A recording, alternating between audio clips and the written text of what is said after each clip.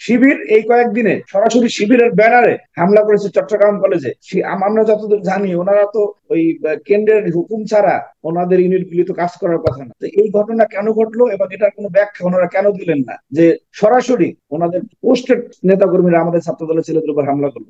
সামাজিক যোগাযোগ মাধ্যম অথবা এই টক শোতে এসে একটা প্ল্যাটফর্মে যদি আপনি বলেন যে বিভক্তি থাকবে না এবং মানে কোরআন হাদিসের উদ্ধৃতি দিয়ে কথা বলে, আপনার বাস্তবতা যদি ভাই অন্য হয়, সেটা তো বিভক্তি তৈরি করবেই। বিষয় হচ্ছে সালাউদ্দিন আইয়ুবের কথাগুলি আমি শুনতেছিলাম এবং আপনি আমার সংগঠনের সভাপতি রাকিবুল ইসলাম রাকিব ভাইয়ের বক্তব্য টেনে যেটা বললেন, আপনাকে খুব স্পষ্ট করে আমি বলছি যে 5ই আগস্টের হাসিনার বিদায়ের পরে আপনি আমাদের সংগঠনের কোন নেতাকর্মী কোন প্ল্যাটফর্মে ইসলামী ছাত্র শিবিরের বিরুদ্ধে কোনো প্রকার বিষোদ্গার করে নাই। আপনি দেখবেন যে ঘটনাগুলি কিভাবে শুরু হয়েছে। হাসিনার বিদায়ের পরে সুশীল তথা এবং সাধারণ শিক্ষার্থীর ব্যানারে কিছু লোকজন সামাজিক যোগাযোগ মাধ্যমে ওনারা স্ট্যাটাস দিচ্ছিল। আপনি প্রত্যেকের স্ট্যাটাসকে খুঁজে দেখবেন, এর অধিকাংশই ইসলামী ছাত্র শিবিরের সাথে যুক্ত, যে ক্যাম্পাসে ছাত্র রাজনীতি চলবে না। এর পরবর্তীতে প্রথম যেটা প্রকাশ্যে বিএনপি নিয়ে বিষোদ্গার করা, সেটা কিন্তু জামাতের আমিরে জামাত উনি বলেছেন যে মানে বিএনপি কে সরাসরি নাম মেনশন করে যে দাঁড়াও, নাম মেনশন করে যে নির্বাচনের জন্য আমরা মানে উতলা হয়ে গেছি এই মুহূর্তে, চিকিৎসা বা অন্যান্য যারা ওই বৈষম্যবিরোধী আন্দোলনে যারা আছে তাদের এগুলি দরকার ছিল। সেটা না করে আমরা নির্বাচনের জন্য বা ক্ষমতায় যাওয়ার জন্য ব্যাকুল হয়ে গেছি, যেহেতু সেটা আমাদের মাতার সংগঠন। এর কিছুদিন পরে কিন্তু উনি আবার সেই বক্তব্যে নিজেই ফিরে এসেছেন। সবচেয়ে গুরুত্বপূর্ণ কথা সেটা হচ্ছে, আমরা যেহেতু ছাত্র সংগঠন, জাতীয়তাবাদী ছাত্র দলের চট্টগ্রাম কলেজে কয়েকদিন আগে শিবিরের নেতাকর্মীরা প্রকাশ্যে আমাদের ছাত্র দলের যারা ক্যাম্পাসে ঢুকেছে শহীদ জিয়ার স্লোগান দিচ্ছিল, তাদেরকে মেরে বের করে দিয়েছে। আমি নিজে চট্টগ্রাম গিয়ে এবং আমাদের সিনিয়র সহসভাপতি আফসান ভাই, আমরা তাদেরকে দেখেছি এবং আহত সবার সাথে কথা বলেছি।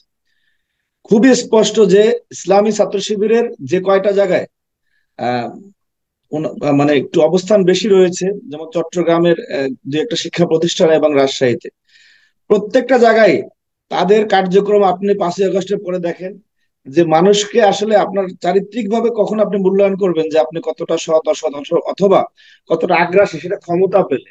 ঠিক আছে, এই দুই একটা জায়গায় তারা কিন্তু আমাদের ছেলেপেলেদেরকে কি ধরনের ডিস্টার্ব, সামাজিক যোগাযোগ মাধ্যমে হুমকি দামকি থেকে শুরু করে প্রত্যেকটা জায়গায় কিন্তু প্রথমেই তারা শুরু করেছে। আমরা যেহেতু একটা স্বৈরাচার বিরোধী আন্দোলনে দীর্ঘ 17 বছর ওনাদের উপরে নিপীড়ন হয়েছে, আমাদের উপরে নির্যাতন হয়েছে, ফ্যাসিস্টের রেজিমে আমরা সবাই নিপীড়িত ছিলাম, নির্যাতিত ছিলাম।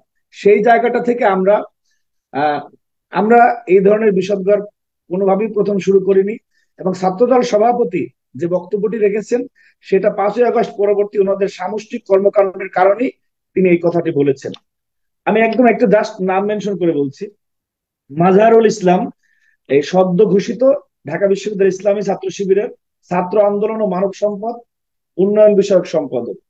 উনি 9ই আগস্ট ক্যাম্পাসে দলীয় লেজুর ভিত্তিক রাজনীতি নিষিদ্ধ নিয়ে উনি নিজে সামাজিক যোগাযোগ মাধ্যমে স্ট্যাটাস দিয়েছেন। পরবর্তীতে শিবিরের কমিটি প্রকাশের পরে দেখা গেল উনি একটি গুরুত্বপূর্ণ পদে আছেন, অর্থাৎ সভাপতি, সাধারণ সম্পাদক, সাংগঠনিক সম্পাদক, প্রচার সম্পাদকের পরেই ওনাদের এই ছাত্র আন্দোলন ও মানব সম্পদ উন্নয়ন বিষয়ক সম্পাদক পদটি। এবং আমরা অনেক নেতা কর্মীকে শিবিরে দেখেছি যে তারা এই প্রত্যেকটা ক্যাম্পাসে যেখানে এই ছাত্র রাজনীতি বন্ধের কথা উঠছে, সেখানে পরোক্ষভাবে পিছনে তাদের সরাসরি ইন্ধন রয়েছে। ওনারা যদি মনে করেন যে আমরা কোনো খোঁজ খবর রাখি না, এটা একটা ভুল ধারণা। তো সুতরাং আমরা শুরু করি নাই সাগর ভাই, এইটা ওনাদের জায়গা থেকে ওনারা শুরু করেছেন। কিন্তু এবং কি কারণ, একটা কথা বলেছে যে আপনাদের যদি এরকম দূরত্ব থেকে থাকে, স্বাভাবিক বড় দুটি সংগঠন এবং আপনারা ছাড়া এখন ধরতে গেলে রাজনৈতিক ছাত্রদের রাজনৈতিক মাঠে আর কেউ নেই। আহ ছাত্রলীগ তো একদম এখন আপাতত উধাও অবস্থায় রয়েছে। সুতরাং আপনাদের মধ্যে এরকম কোনো মতভেদের তৈরি হলে আপনারা হয়তো ওপেনলি পাবলিক না বলে নিজেরাও কথা বলতে পারতেন। জনাব সালাউদ্দিন আইয়ুব বলছিল।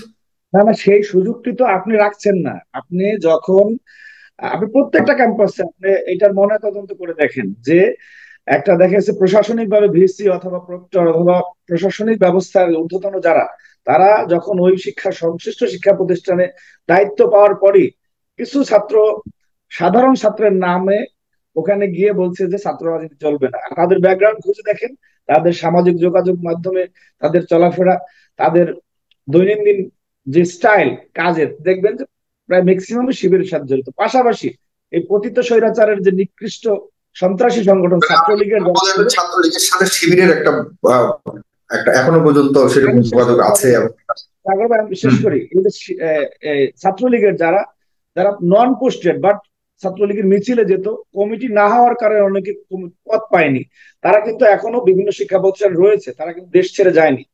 এই অংশটা প্রায় অনেকেই দেখবেন যে ইসলামী ছাত্র শিবির যে স্টাইলে কথা বলে, কারণ রাজনীতিটা যদি ক্যাম্পাসে বন্ধ হয় তাহলে তো তাদের সুবিধা, কারণ তাদের অপকর্মগুলিও সামনে আসবে না, এখন একদম সাধারণ সুশীল সেজে তারা চলতে থাকবে। সুতরাং যেটি সালাউদ্দিন আইয়ুবী ভাই বললেন যে আমাদের সভাপতির কথা, সেইটা উনি যে ব্যক্তিগতভাবে হঠাৎ করে বলে ফেলছেন, এটা এভাবে আমি মূল্যায়ন করতে চাচ্ছি না। আমি যে হুম, প্রশ্ন কথাগুলি বলেছি, বিশেষ করে চট্টগ্রাম কলেজের উদাহরণ দিয়ে, সেই হুম, বিষয়টা ওনাদের বক্তব্য জানতে চাই যে ওনারা কেন প্রকাশ্যে ছাত্র দলের ছেলেরা, আমি শতাধিক প্রমাণ দেখাতে পারবো আপনাকে যে ক্যাম্পাসে হুম। গিয়ে এখানে ছাত্র দল থাকতে পারবে না, শিবির থাকবে, এবং শুধু চট্টগ্রাম কলেজের শিবির না, ওইখানে স্থানীয় জামাতের লোকজন হলে গিয়ে থাকে, যারা জামাত ইসলামী সম্ভবত একটা যুব সংগঠন আছে, তারা গিয়েও থাকছে। তো সুতরাং এখন আপনার বর্তমানে যেখানে চিত্র বলছেন আপনি, বর্তমান চিত্র বলছেন আপনি। আমি গত পরশু দিন দেখে এসেছি, আমি নিজে চট্টগ্রাম কলেজে গেছি, চট্টগ্রাম কলেজ এবং চট্টগ্রাম মেডিকেল কলেজে আহত প্রত্যেকের সাথে কথা বলে আসছি। আমি নিজে গিয়েছিলাম, সংগঠন থেকে আমাকে পাঠানো হয়েছে।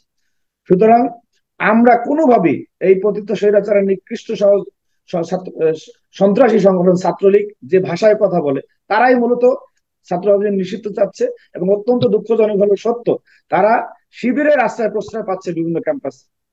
এবং হুম। এখনকার ইসলামী ছাত্র শিবিরের বিভিন্ন কমিটিতে আপনি দেখবেন যারা, এই বিষয়টাও আমি সালাউদ্দিন আইয়ুবী ভাইয়ের কাছ থেকে ব্যাখ্যা চাচ্ছি যে একই ব্যক্তি ছাত্রলীগের রাজনীতিতে যুক্ত ছিল, পরবর্তীতে শিবিরের নেতা হিসেবে এখন আত্মপ্রকাশ ঘটছে।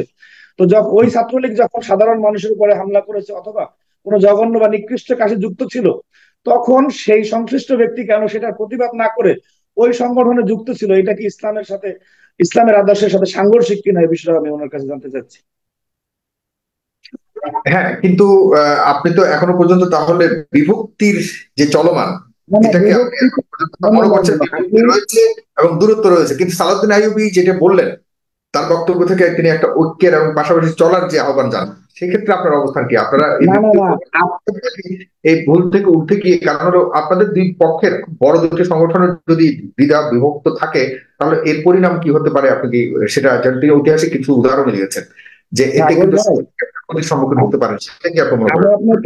আপনার প্রশ্ন পেয়েছি। বিষয় হচ্ছে আপনি সামাজিক যোগাযোগ মাধ্যম অথবা টক শোতে এসে একটা প্ল্যাটফর্মে যদি আপনি বলেন যে বিভক্তি থাকবে না, এবং মানে কোরআন হাদিসের উদ্ধৃতি দিয়ে কথা বলে, আপনার বাস্তবতা যদি ভাই অন্য হয়, সেটা তো বিভক্তি তৈরি আচ্ছা। করবেই।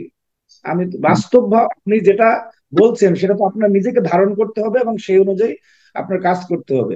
কিন্তু আপনি যদি ক্যাম্পাসে একরকম আচরণ এবং প্রশাসনের সাথে মিলে একরকম বয়ান দেন এবং টকশোতে এসে একরকম কথা বলেন, সেটা তো একটা, আমার কাছে মনে হচ্ছে এটা একটা মুনাফিক চরিত্রের বই। খুব খুব এবং খুব সেই জায়গায় চমৎকার! আপনি একদম মনে যা আছে সেই কথাগুলি আজকে শুনতে চাই। আমার কাছে মনে হয় হয়তো আজকে এই কথাগুলো থেকে কিছু একটা সমাধানের পথ আমরা দেখতে পাবো। সাগর সালাউদ্দিন ভাই, আইয়ুবী, হ্যাঁ বলুন বলুন, হ্যাঁ আপনি শেষে, আমি আমরা সালাউদ্দিন আইয়ুবী আমি আমরা গত গত এক সপ্তাহে অন্তত শতাধিক শিক্ষা প্রতিষ্ঠানে ছাত্র দলের সভাপতি রাকিব ভাই, সাধারণ সম্পাদক নাসির ভাই, সিনিয়র সহসভাপতি আবু আফসান ইয়াহিয়া এবং আমি গিয়েছি।